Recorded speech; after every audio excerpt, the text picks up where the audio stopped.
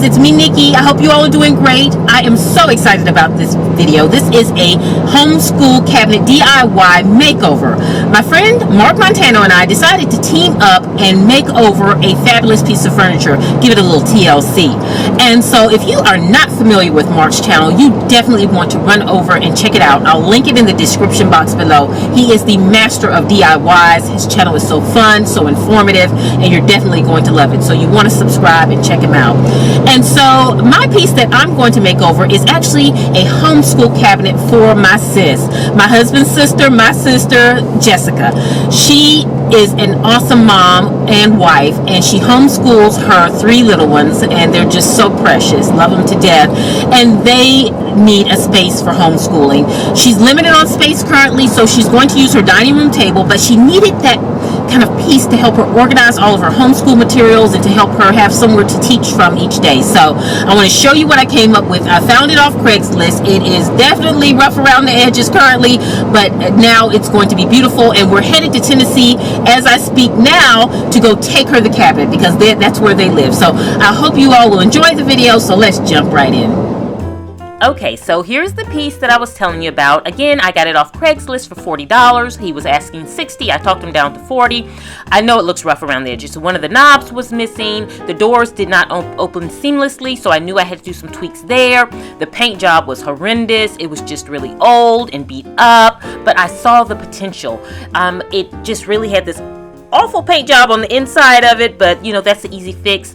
Down below, this is not going to function well for her. I did speak with her to find out her needs as far as a homeschool teacher, and so I knew that I was going to be removing all of this and starting fresh and kind of just having an open space to work with. So the first thing I did was I planned out my space, and now I'm getting my measurements so that I can get my husband to cut some pieces for me of MDF because I want to customize the inside of this cabinet to fit their needs. There are 3 kids. I want to color code their system. I want to give them each cubby so that they can open this cabinet each morning, get their items specifically for their school needs, and it's at their height so they can easily reach it. And so I'm just basically getting my measurements so that I can customize this the way I want it to make it the perfect fit for my sister-in-law and her children.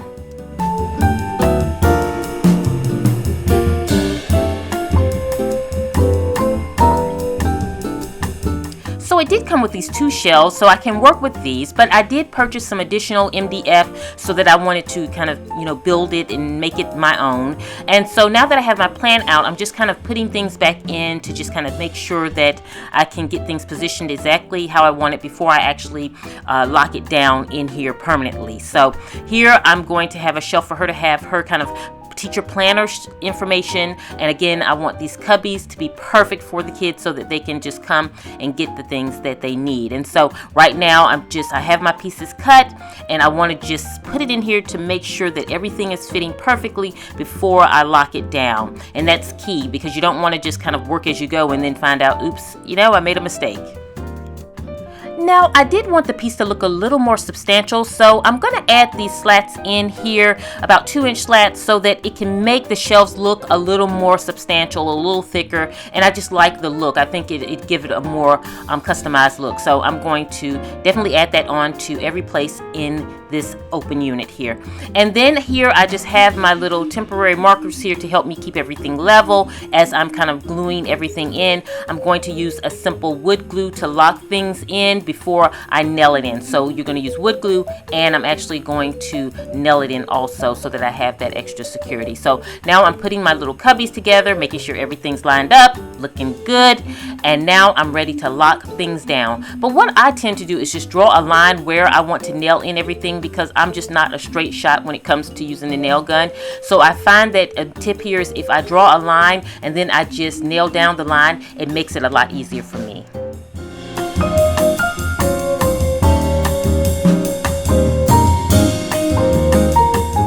Okay, so now I have all my bones taken care of as far as the cabinet. I have my cubbies built here. I think it looks great. I now need to make the piece look beautiful, bring everything together. The bottom here, I'm just going to simply add 1 shelf, keep it simple because this is actually going to be for storage. So let's get to making this a beautiful piece. So I'm going to be using the Rust-Oleum Painter's Touch Ultra Cover Premium Latex Paint, and I'm going to do it in a simple flat white paint. I'm going to kind of sand this down afterwards because I want it to have a kind of aged rustic look, so I'm going to be doing a little accent there. But I basically cleaned up the piece, I primed and painted in the all white, and then I'll do my little touches from there. Now on that table that folds down from the piece that I showed you, I wanted to do this in a dry ease paint so that she could use this as like her chalkboard or her dry erase board. And so they have this paint that is very simple, and it will transform your piece into a dry ease board. And I got it from Lowe's, and basically all you do is you have a part A, a part B, and you just want to take the activator, which is part A, and pour it into your base, which is part B. You're going to mix it very well, and after you mix it, that's all. You're ready to paint it on your piece. Once it dries, you have a nice dry ease board. And I thought this would be very helpful for her when she's teaching. I did not only the inside of the door, I did the table here, so that if the kids want to come up and write out problems, they can, or if she wants to use it as a teaching tool. So now that everything is painted, we're ready to move to the next step.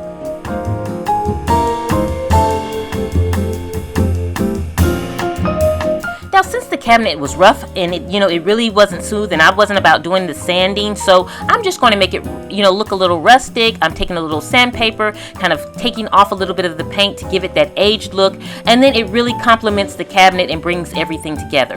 Now, I did purchase these 3 hooks here from Lowe's because on the outside of the cabinet, I wanted to hang 3 of them for the kids to have a place to hang their book bags, so that when they go off-site for learning, they'll have a place to just go grab their book bags and they're good to go. I took these little tags that I got from Martha Stewart's Staples line, and I put their names in it so that everyone has a place to put their own book bag. And so it's really a convenient way to store her kids' book bags while they're not in use. So on the other interior door of the cabinet, I wanted to put kind of corkboard here so that she can kind of post things she needed to post, reminders, calendars, things like that. And so I got this roll of cork, and you can get it from Lowe's or in home improvement stores, and it comes on a roll. I think it's very affordable, probably about $8 to $10 a roll, but it's a lot on a roll. And then I just basically cut it out to fit the interior portion of the door that I want it to fit. And then it's so simple because it's just a peel and stick. And so I peeled it off and I placed it on there, and it gives a great place for her to hang those items that she needs while she's teaching. Okay, so next what I did is I added my hardware on here. This is a simple fix you can get from any hardware store. Great way to update any piece of furniture. I did get new hinges also, but when I got home, I figured out that they did not fit, and I could not find the appropriate hinges, so I simply painted them white so that they would blend in with the kind of bookcase here. So I finished kind of painting and making it rustic like I wanted it, and I got it perfected. So now it's time for me to organize and put this space together. I knew I was going to go with a color-coded system for my sister-in-law because she has the 3 kids, and they need to be able to easily identify their items because they have this small space to work from. And so I gave them each an assigned color. I'll put links in the description box to where I got everything if you're interested. But I color-coded their binders here. They have 2-inch binders that they use every day. They also needed a place for their school workbooks, and so that's where those magazine holders come in. And then also a place for their school iPads. And then I color-coded the iPads by putting the different color cases to coordinate with that specific child's color there, along with giving them the same headsets in their coordinating color, and their charger is also in the same coordinating color. That's where there's no issue to who has what or who belongs to what.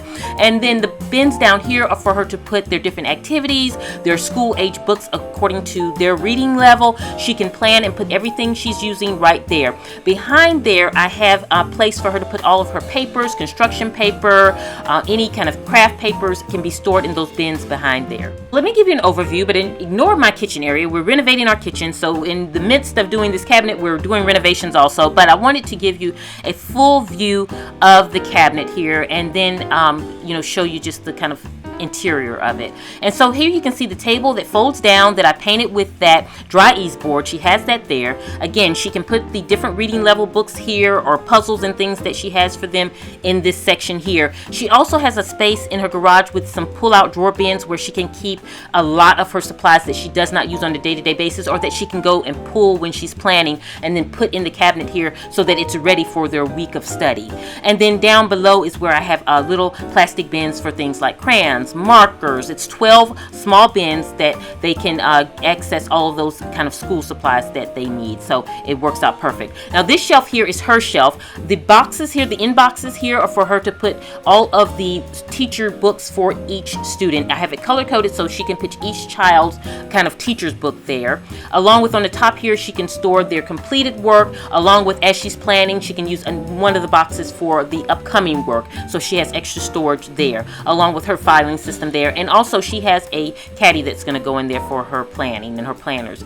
Now on the side here, I put this skirt hanger here so that she can just clip on all of those large posters, teaching posters and things that she has, and is easily able to get to it. Along with putting a school clock and clamps here so that she can kind of clamp calendars, or if she's teaching, she can clamp the big posters there and everyone can easily see them. So by looking at what her needs were, I was able to kind of put together a system that will function really well for her in her small space, because like I said, she has to use her dining room table as her homeschool table, and so this cabinet is going to go in her dining room so that when it's closed, it just looks like a beautiful cabinet in the room. But every day when it's homeschool time, she can open it up and she has everything she needs to start her classes with her kids.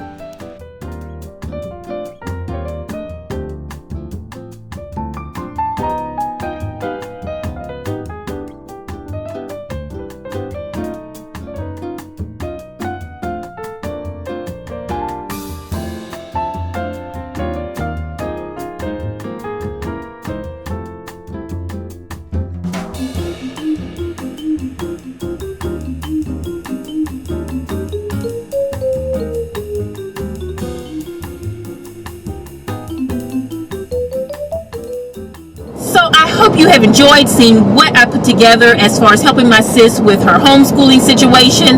Definitely go over and check out Mark's channel to see what he has in store for you. I'll link it in the description box below. Don't forget to subscribe while you're over there because you will have a lot of fun over there. So this is Nikki saying goodbye. Have a beautiful week, my friend.